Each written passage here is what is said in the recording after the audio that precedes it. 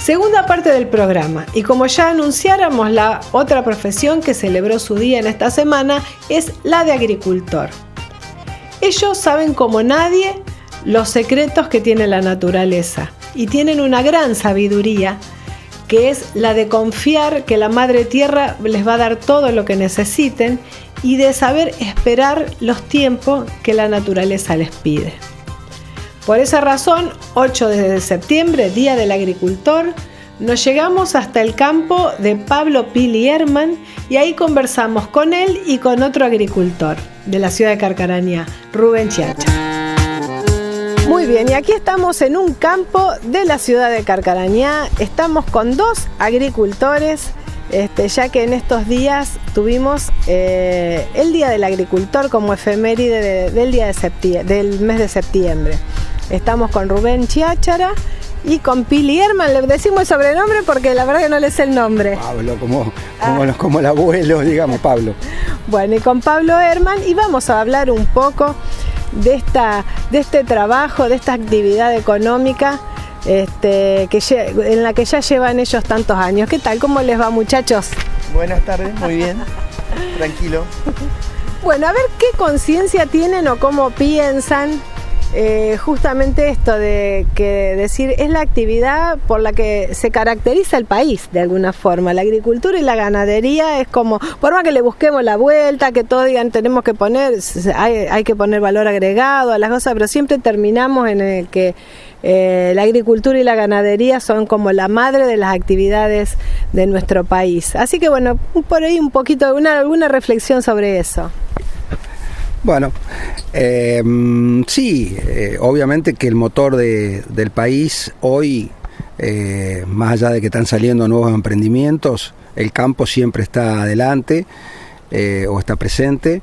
Y bueno, con todas las cosas que suceden, tratamos de ir mejorando la calidad de producción y demás.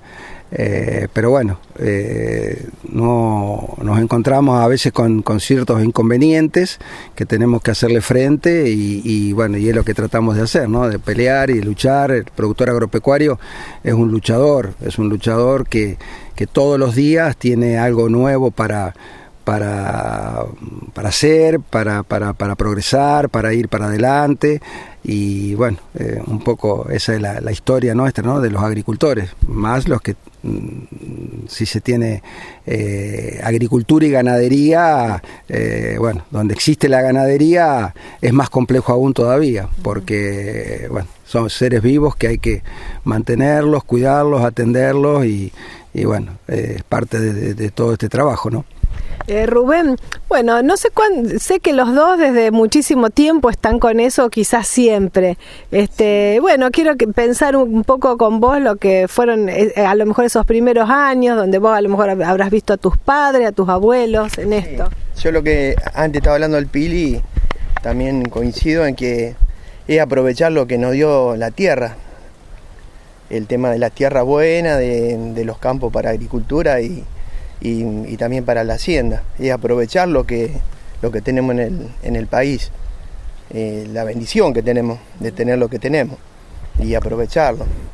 Es verdad, yo pienso quizá cuántos países o quizá cuántas provincias lamentan no tener la fertilidad que tenemos acá. Seguramente queda así. Uh-huh. Y nosotros, bueno, estamos en un lugar bendecido, como quien dice, porque tenemos las mejores tierras del país. Y bueno, ahora el cambio climático, por ahí hay años que falta el agua, pero antes, cuando nosotros éramos chicos, el clima no era que se estaba esperando un año que no llovía siempre.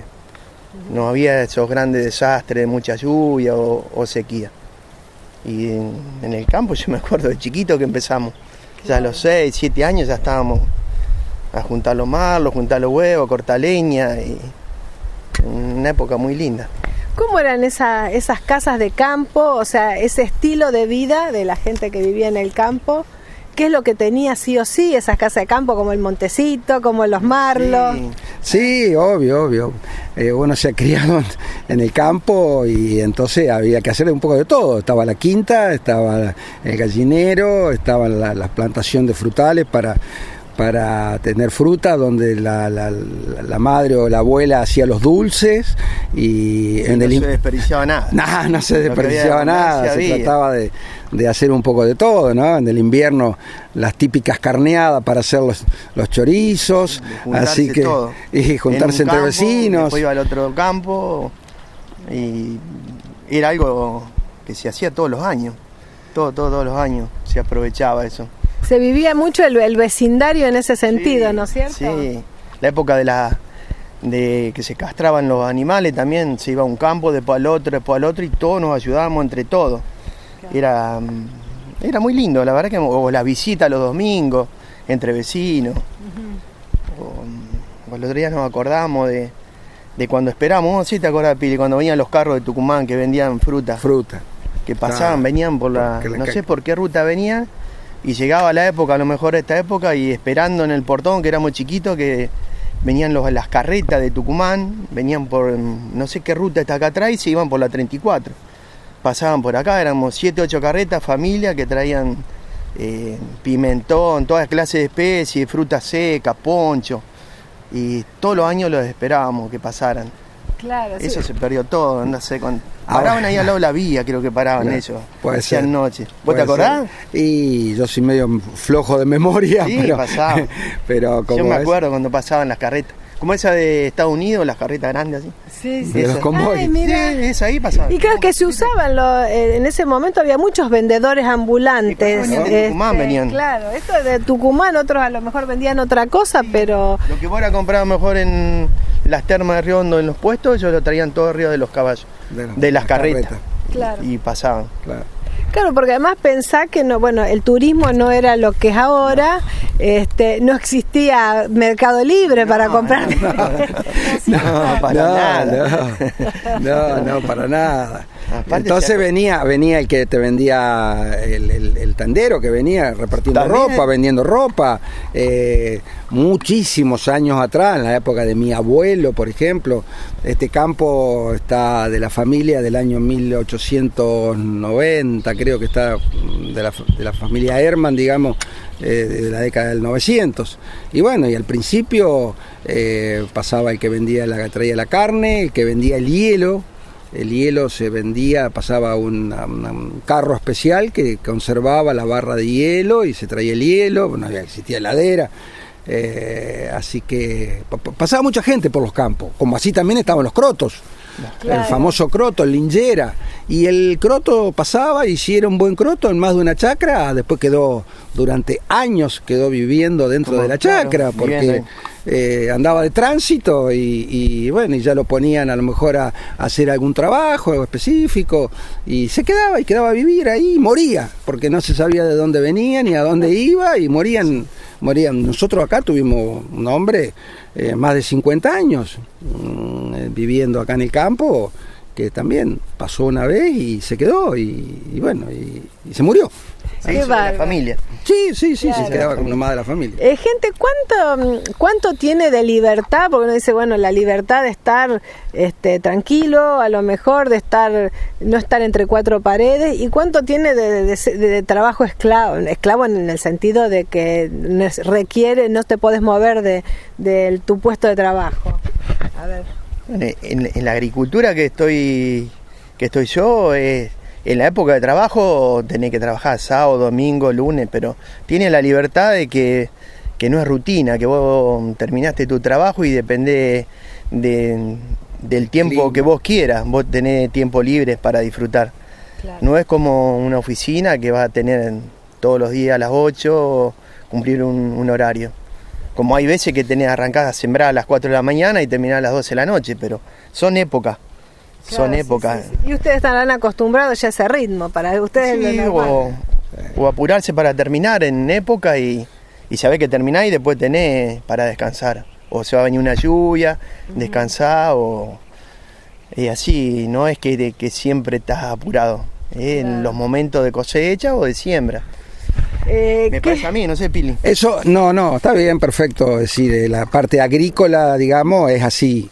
El tema que es bastante distinto es el tema de la ganadería. El tema de la ganadería y puntualmente el tema de los tambos. bueno, ya hablar de ganadería es hablar de seres vivos. Entonces, los tambos son muy esclavos, más allá de que hoy la tecnificación que hay, hoy los tambos modelos, imagínate que ya la leche no se saca ni a mano ni a máquina, lo sacan robot. Hay tambos que ya hoy en la Argentina ya están impuestos y lo ordeña un robot. Pero atrás de ese animal hay que darle de comer, hay que tenerlo atendido y demás. Entonces un poco más sacrificado, un poco más pendiente del tiempo, digamos, no es como la agricultura, digamos. La agricultura, como dice Rubén, tenemos nuestros tiempos, tenemos nuestros plazos y después dependemos mucho del clima. El clima, factor fundamental, digamos, de que los trabajos los podamos hacer en tiempo y en forma. Si llueve, ahora, por ejemplo, pasó una lluvia muy importante para la época. Cuentan los viejos que hace muchísimos años que no llueve tanto en invierno y bueno, por ahí nos tiene frenado un poco alguna actividad de invierno, la gran cantidad de lluvia que hemos tenido. Pero como es, la agricultura es más llevadera que la ganadería, digamos. Claro.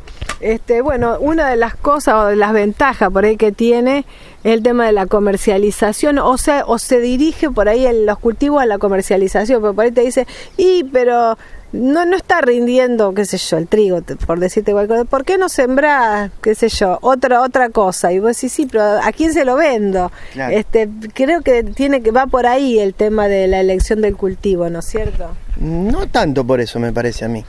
Me parece más que es lo que a vos te conviene sembrar, me parece a mí, porque hay épocas en que a lo mejor el trigo no vale y vale más el maíz, vos te vas al maíz, o al revés, o vale más el trigo, como este año se sembró mucho trigo, o por las condiciones climáticas también, si da un invierno húmedo, sembras más cereal de invierno, y muchas veces mirando qué es lo que te conviene sembrar.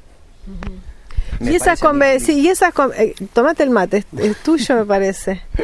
Y esa conveniencia, bueno, aparte de la parte de qué parte, del precio, parte del clima que va a haber. Depende un poco de a lo mejor de otra parte del mundo, porque falla la cosecha de trigo en Europa y vos sabés que el año que viene acá va a haber bajo stock de trigo y que va a tener buen precio. Cuando hay excedente, buena cosecha en Rusia, en Ucrania, ponerle no sé en dónde, hay buenas cosechas, el cereal baja. Claro, Nosotros dependemos de otros mercados para los valores. Claro. Pero bueno, vos ves lo que vale y te conviene sembrar y lo sembrás. Alguna pregunta que tenemos justo porque a veces decimos las cotizaciones, ¿cómo cambió el precio del girasol en esto? ¿A qué se debe? Sí, son cultivos, que se sembraron hace muchísimos años, se dejaron de sembrar porque la soja fue, en los últimos 30 años, digamos, fue la reina, ¿no? El yuyo, como quien dijo alguna vez alguna presidenta. Y bueno, era rentable, era fácil de sembrar y de comercializar y todo lo demás, y entonces empezamos a hacer como un monocultivo. Después nos dimos cuenta con el tiempo de que eso no servía, que había que hacer rotación para los suelos. Vino la siembra directa, en la década del 90 y pico vino la siembra directa, que nos cambió un poco la mentalidad al 100% de los productores. Y entonces fueron cultivos que se dejaron de lado. Y hoy, a raíz del precio y de este tema del clima que está cambiando y demás, se está ampliando en la zona nuestra, que prácticamente hace 8 años atrás no se sembraba 1 hectárea de girasol, los productores han empezado a sembrar, y es un cultivo alternativo que viene dando buenos resultados en los últimos 2 o 3 años, viene dando buenos resultados. Tenemos que ayornarnos a alargarnos y sembrar. Por el momento ya hay varios productores que se largaron y que les está yendo muy bien, y va a ser un cultivo más de que se va a poder lograr en el campo, ¿no es cierto? ¿Qué otros cambios ha tenido el girasol? En años atrás, el girasol era un cultivo que no rendía.